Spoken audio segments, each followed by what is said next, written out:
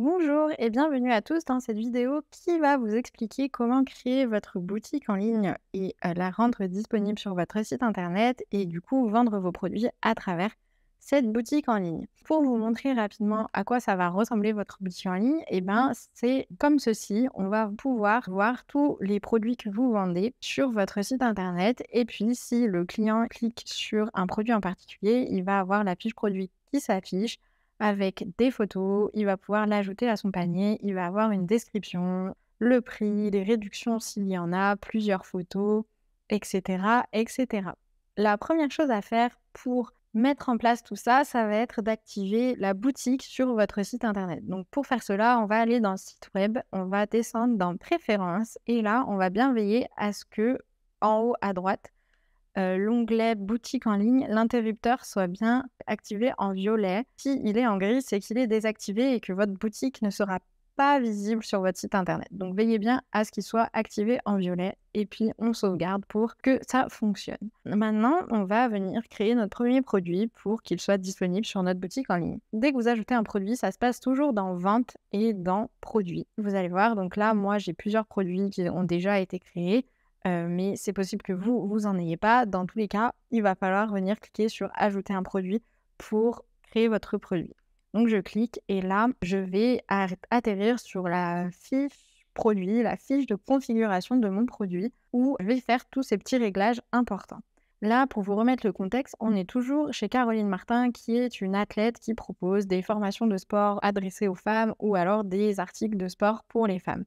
Donc, on va dire que Caroline Martin, elle a décidé de vendre une nouvelle brassière de sport. Donc, dans le nom du produit, je vais bien mettre le nom officiel de mon produit. Donc, c'est ce qui va s'afficher sur mon site internet. Donc, ce n'est pas un nom, faut pas mettre n'importe quoi parce que c'est ce que le client va voir. J'ai décidé que Caroline, elle va vendre sa nouvelle brassière de sport, donc elle va pouvoir l'appeler Brassière Woman Fit, par exemple. Sa formation s'appelle Woman Fit et que du coup, elle a créé une ligne de vêtements en accord avec sa formation. Voilà, donc c'est ma brassière.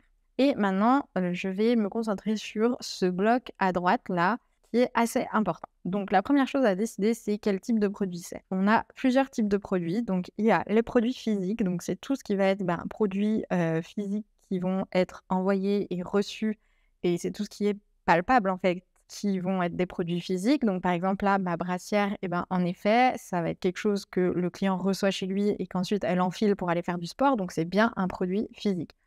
Ensuite, j'ai les produits digital, ça va être par exemple un livre numérique. Si vous décidez d'écrire un livre et de le vendre sur votre site internet, mais de ne le délivrer que sous format numérique, ça sera un produit digital. Par contre, si vous décidez d'imprimer ce livre et de l'envoyer, ça sera un produit physique. Un abonnement, c'est pour tout ce qui va être abonnement récurrent, c'est-à-dire que le client va être débité automatiquement, par exemple mensuellement, si c'est un abonnement mensuel. Et formation, c'est pour vendre vos formations que vous avez créées à l'aide de Wolfeo dans l'onglet formation, mais ça, ce sera pour plus tard. Pour l'instant, on va rester sur produits physiques pour notre brassière. On est OK. Ensuite, je vais venir sélectionner des catégories. Donc, vous n'êtes pas obligé de mettre une catégorie, mais si, par exemple, mettons que Caroline, vous voyez, elle vend des brassières, elle vend des leggings, elle vend des programmes en ligne. Donc, elle a fait plusieurs catégories pour catégoriser, segmenter ces différents produits qu'elle vend. Donc là, vu que c'est une brassière, on va pouvoir sélectionner la catégorie brassière. OK. Ensuite, au niveau du prix, donc du tarif, là, on va venir sélectionner si c'est toute taxe comprise ou hors taxe. Moi, je vais rester sur hors taxe et je vais rentrer le prix que je veux. Donc là, par exemple, je vais la mettre à 29 €, ma brassière. Et là, la TVA. Donc la TVA, vous avez plusieurs options en fait. Donc vous pouvez utiliser la TVA standard, c'est-à-dire que la TVA du pays dans lequel se trouve votre client va s'appliquer. Ensuite, vous pouvez appliquer la TVA par catégorie parce que dans certains pays, selon le type de produit que vous vendez, par exemple si vous vendez des livres ou des livres digitaux, il y a une théorie spécifique qui va s'appliquer.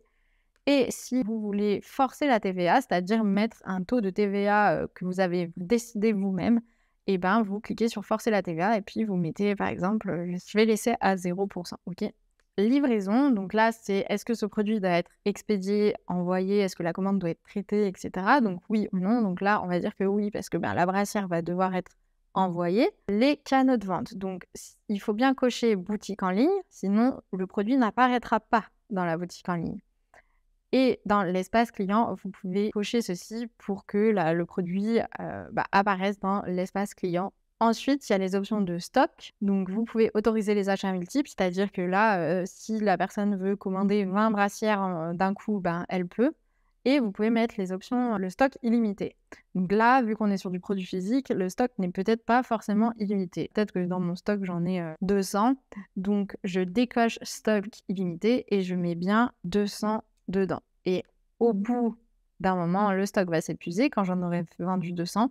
Donc, je peux soit empêcher la vente, soit continuer la vente. Et là, du coup, ça passera plutôt sur de la pré-vente que de la vente. On va mettre empêcher la vente. OK? Donc là, j'ai mis tous mes réglages. Dans description, je vais pouvoir venir mettre une description. C'est ce qui va apparaître, vous voyez, ici sur ma fiche produit pour donner un peu plus d'indications à mon client sur qu'est-ce que ce produit, en fait, tout simplement. Donc voilà, là, je vais mettre une description lambda.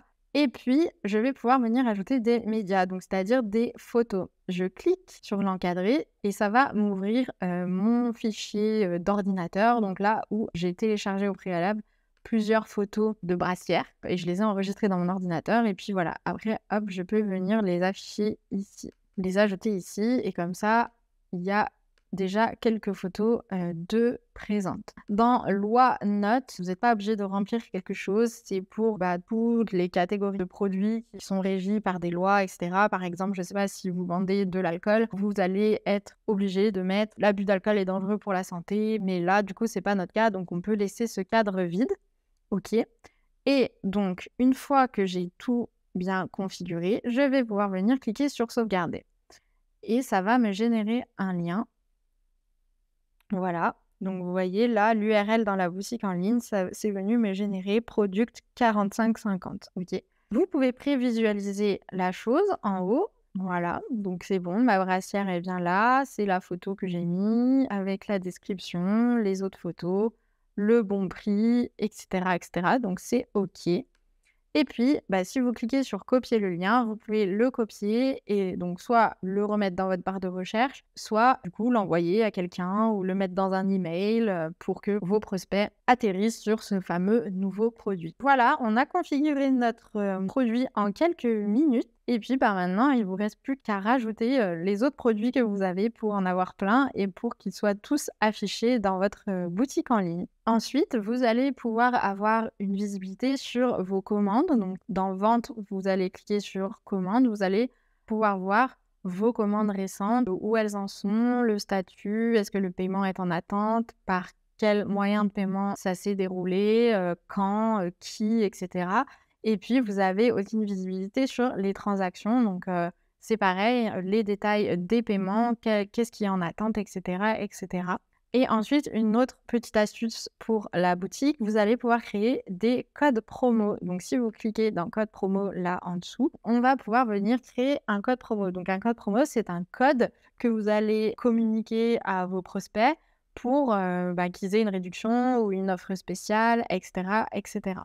Donc, on va venir cliquer sur nouveau code de réduction et là, je vais décider que c'est les soldes d'été, par exemple. Et du coup, à l'occasion des soldes d'été, je fais bénéficier 30% de réduction sur les commandes. Donc, je vais décider que le code, c'est solde été, par exemple. Voilà, donc solde été, le type de réduction, ça va être plutôt un pourcentage qu'un montant fixe. Et donc, comme je disais, j'ai décidé de mettre 30% de réduction. Je peux soit mettre pas de limite d'utilisation, donc pas de limite d'utilisation. Et dans ce cas, je laisse l'interrupteur en gris. Et si j'active l'interrupteur, je peux dire qu'au bout de 100 fois, le code de réduction ne pourra plus être utilisé. Et pareil pour la période, donc soit il est utilisable quand je veux, soit là, vous voyez que vu qu'on est en période de solde, à la fin des soldes, théoriquement, il n'est plus censé être utilisable ce coupon. Donc, je vais bien choisir 4 juillet au 26. Mon coupon solde été qui fait bénéficier de 30% de réduction pourra être utilisé seulement du 4 juillet au 26 juillet et il n'y en aura que 100. Et du coup, je vais sauvegarder et ensuite, Je n'ai plus qu'à, vous voyez, si je clique sur les 2 petits feuillets là, à droite de solde été, ça va me copier mon code de réduction et je vais pouvoir aller le partager, ben, pareil dans un email, à mes prospects ou alors sur mes réseaux sociaux et cetera, en disant: «Avec le code solde été, vous bénéficiez de 30 sur ma boutique, en ligne jusqu'au 26 juillet 2023». Voilà ce qui est pour les codes de réduction.